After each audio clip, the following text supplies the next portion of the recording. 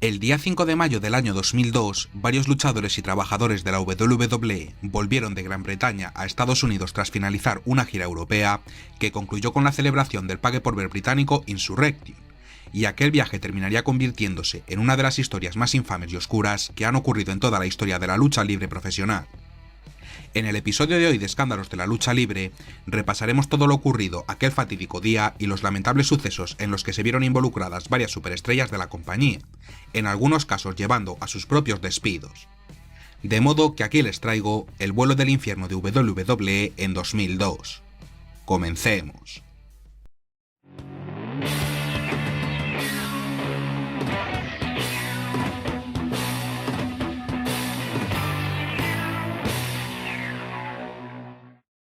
Con la compra de la ECW y de la WCW por parte de la WWE, esta empresa se convertiría en un monopolio luchístico absoluto. Con un roster enorme y plagado de estrellas, la WWE continuó creciendo en cuanto a popularidad tanto en los Estados Unidos como en otras partes del mundo, especialmente en el Reino Unido, y en mayo de 2002 se realizó una gira de 4 días cuyo final fue un pay-per-view celebrado en Londres llamado Insurrection. Durante los vuelos a distintas ciudades europeas que formaban parte de esta gira, no hubo mayores incidentes. Para el regreso al continente americano, la WWE contrató un vuelo privado que costó mucho dinero, para que los luchadores viajasen de la manera más cómoda posible y para celebrar el gran éxito tanto de la gira como del pague por ver.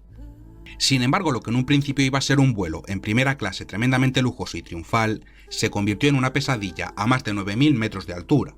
Con múltiples incidentes y una gran cantidad de excesos y sustancias, se desataría un caos que terminó con aquel viaje siendo denominado el vuelo del infierno de WWE.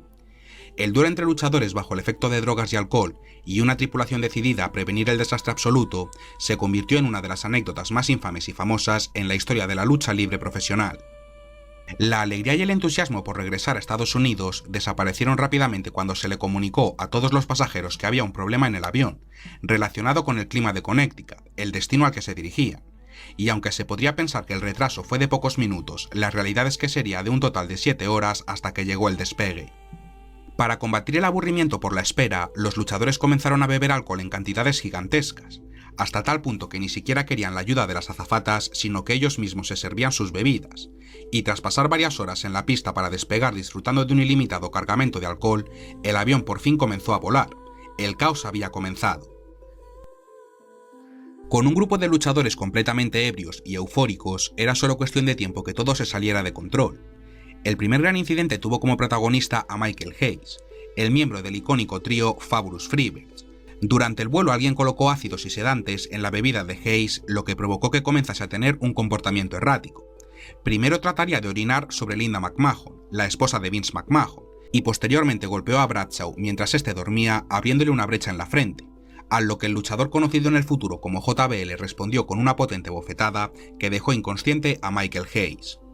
Con el entonces booker principal de WWE noqueado, X-Pac se acercó a él con unas tijeras y le cortó el pelo, concretamente su famosa coleta, ante la gran ovación del resto de competidores que vieron la escena, y posaría con ella como si se tratase de un campeonato.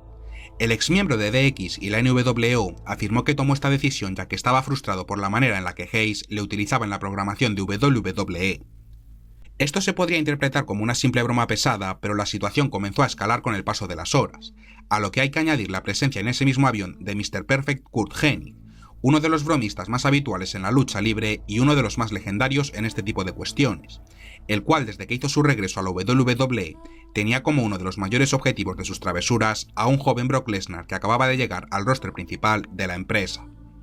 El hombre perfecto y la bestia encarnada viajaban juntos en el avión ya que eran grandes amigos, y tras una acalorada discusión sobre cuál de los dos era capaz de derrotar al otro en una lucha amateur, Hennig se hizo con un bote de espuma de afeitar y colocó parte del contenido sobre la cabeza de la bestia, para posteriormente esparcirlo por todo su cráneo con un fuerte manotazo, lo cual obviamente provocó la furia de Lesnar, que comenzó a perseguir a Hennig por el avión hasta que finalmente le alcanzó y ambos comenzaron a forcejear.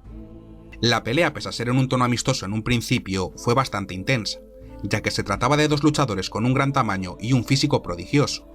La disputa iba de un lado al otro del fuselaje del avión, rompiendo compartimentos, reposabrazos, mesas, asientos y todo lo que ambos se encontraban a su paso, pero todo llegaría a un punto crítico cuando cayeron sobre la salida de emergencias del avión, y aunque afortunadamente no se abrió, varios luchadores tuvieron que intervenir para evitar que ocurriera una tragedia, ya que la puerta de emergencia es prácticamente imposible de abrir en pleno vuelo, pero las paredes del avión sí que podrían haber cedido debido a la violencia de los impactos, según varios testigos que presenciaron la pelea. Otro momento bastante incómodo que ocurrió en el vuelo tendría como protagonista a Goldust, el cual, mientras la mayoría de los luchadores estaban durmiendo, se hizo con uno de los micrófonos del avión y comenzó a cantar una canción de amor dedicada a su ex esposa desde hacía 3 años, Terri Runnels, quien también era una de las pasajeras, hasta que finalmente Jim Ross, el entonces vicepresidente de Relaciones con el Talento de WWE, se acercó a él para convencerle de que se detuviera y también descansara un poco. Pese a los vergonzosos sucesos que ya hemos visto, la situación no se tranquilizó. Probablemente el mayor escándalo contaría con la implicación de Ric Flair. Según varios testimonios de otros luchadores, Flair habitualmente se vestía con su característica bata en los vuelos sin llevar ninguna otra ropa debajo, y comenzaba a bailar a modo de chiste. Sin embargo, en esta ocasión, el chico natural fue un paso más allá. Mientras una azafata llamada Heidi Doyle se encontraba en una pequeña cocina del avión, Flair ingresó para pedir una Coca-Cola. Según el testimonio de Heidi, el 16 veces campeón mundial la acorraló y evitó que se marchara del lugar, para posteriormente agarrar la mano de la mujer y colocarla en su pene. Una situación que se prolongó durante varios minutos y pese a que la azafata insistió en varias ocasiones en que se detuviera, Ric Flair continuó hasta que Goldust apareció para llevárselo, aunque el propio Flair ha asegurado varias veces que estas acusaciones son falsas y no ocurrió ningún incidente parecido.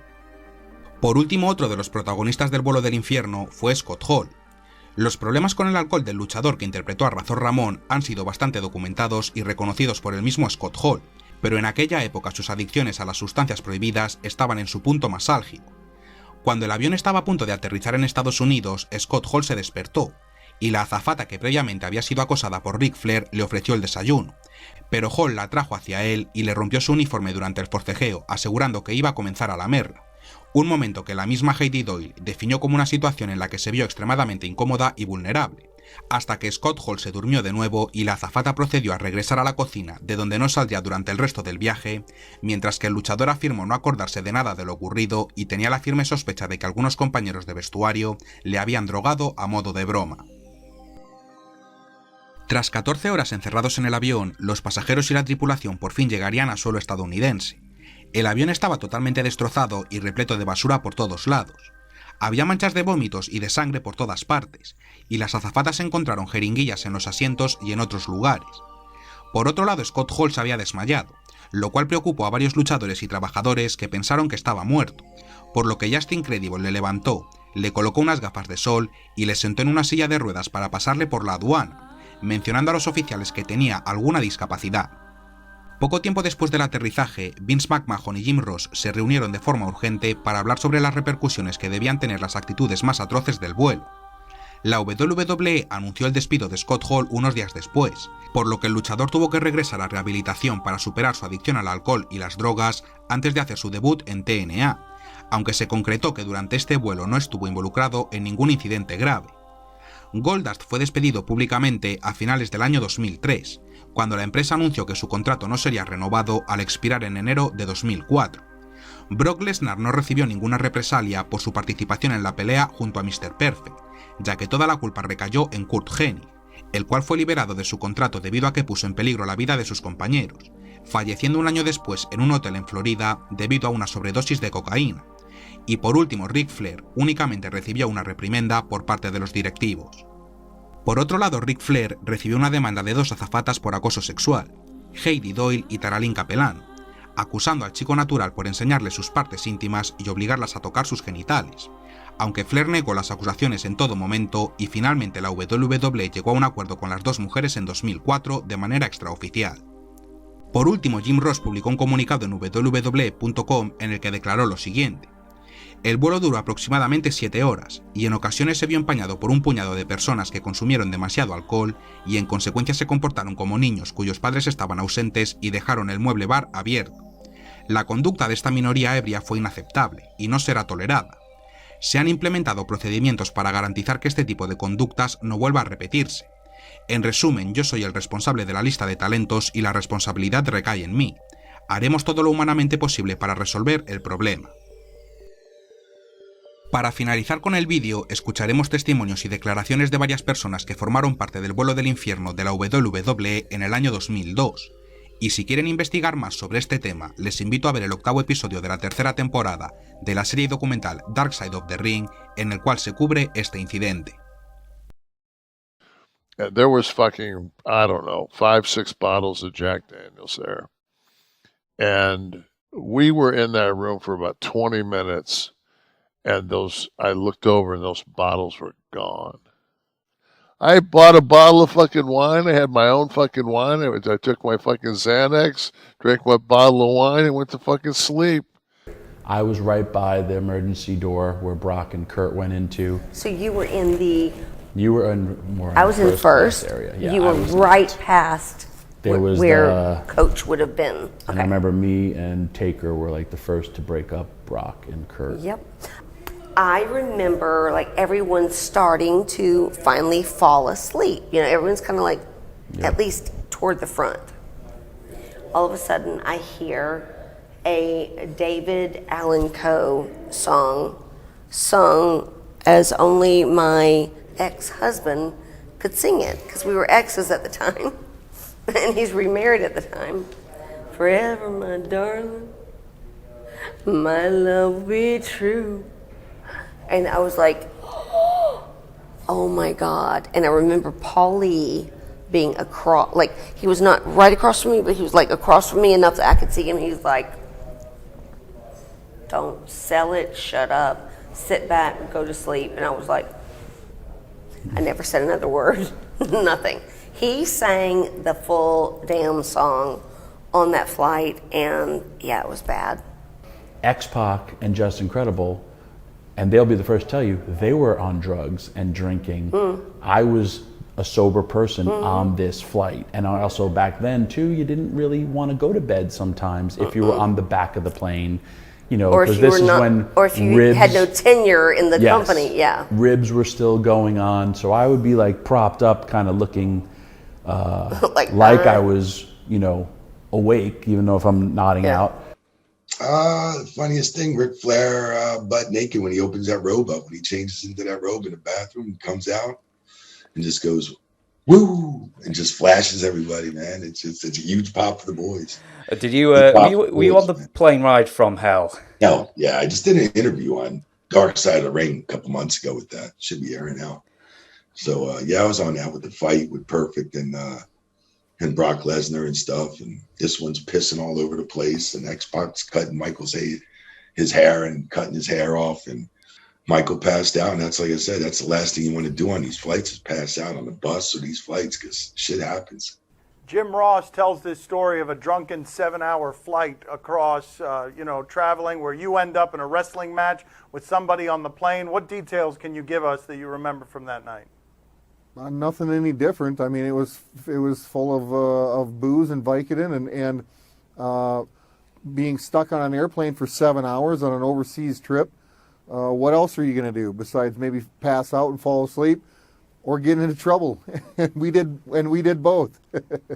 There's nothing much else to tell. But weren't you actually wrestling Curt Hennig on the plane? Is that accurate? I believe we got into a scuffle on the plane. Yeah, I mean it's called whiskey wrestling. Have you ever done it? You should try it sometime.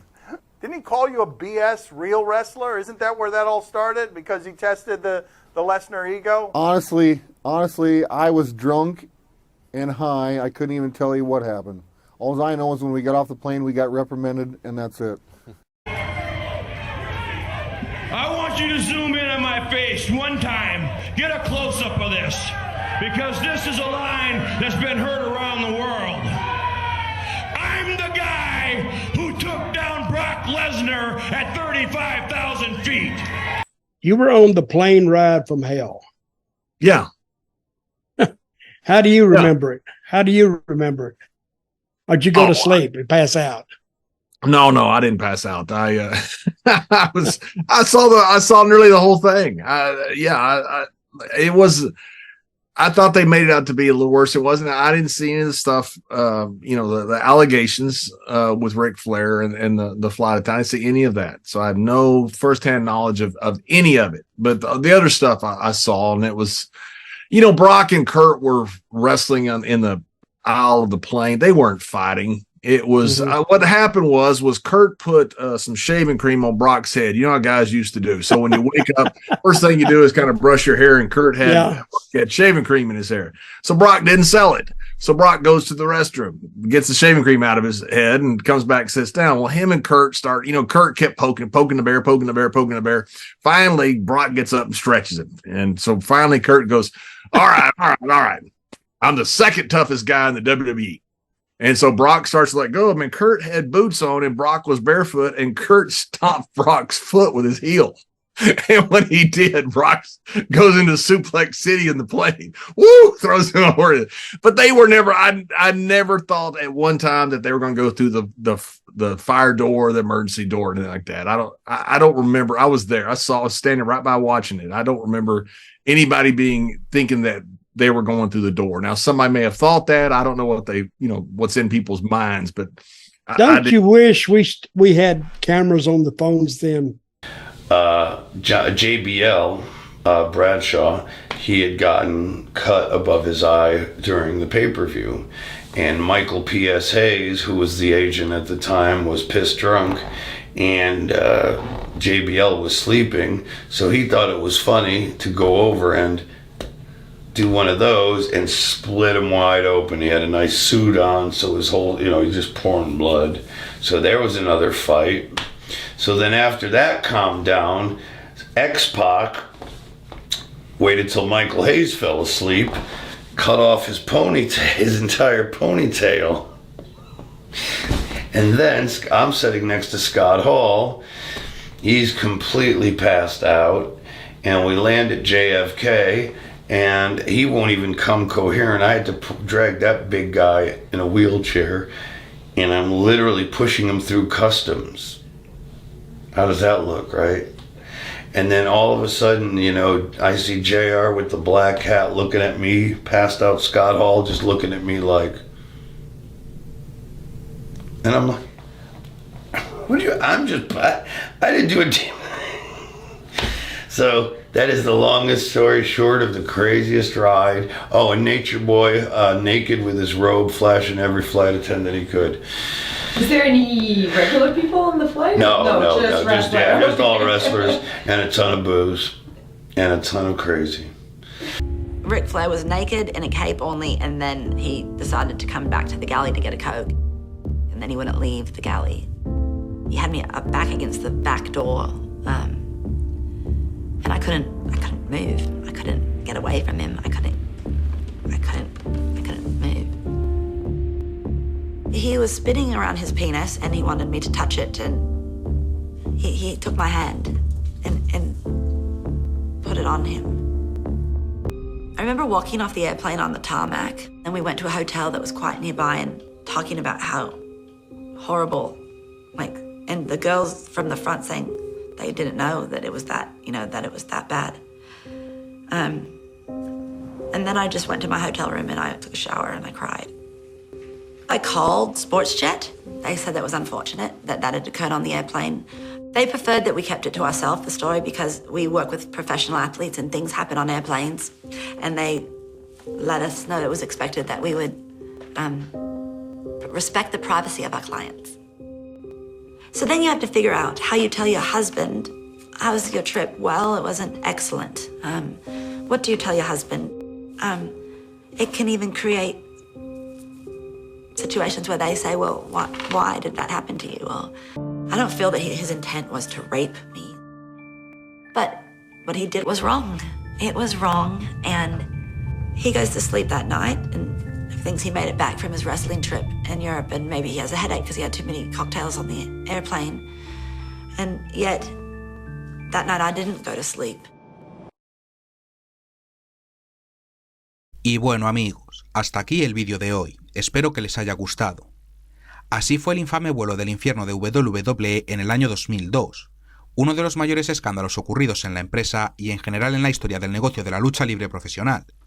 Como hemos visto, la lista de incidentes sería bastante amplia, incluyendo altercados físicos, acoso sexual, bromas muy pesadas a otros pasajeros, y a menudo se relata que podrían haber ocurrido muchas otras situaciones que no fueron documentadas.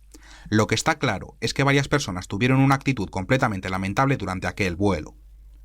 Dejen su like si les gustó, en comentarios cualquier opinión que quieran dar o preguntas que quieran que responda en próximos vídeos, suscríbanse para más contenido y activen las notificaciones para no perderse ninguno de mis siguientes vídeos. Un saludo y hasta la próxima.